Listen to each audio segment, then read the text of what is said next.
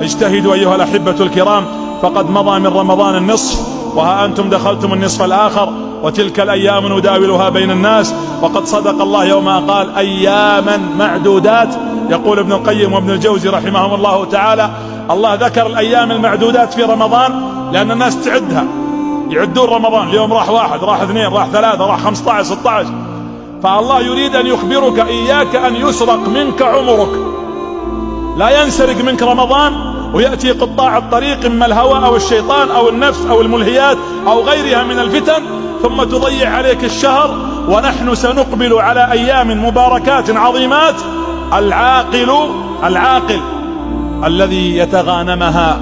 الفرصة الأخيرة من قام ليلة القدر، يعني قد تفوتك ليلة لأي سبب، لكن من قام ليلة القدر كأنه يستحثك على أن تجتهد في العشر إيمانا واحتسابا، غفر له ما تقدم من ذنبه.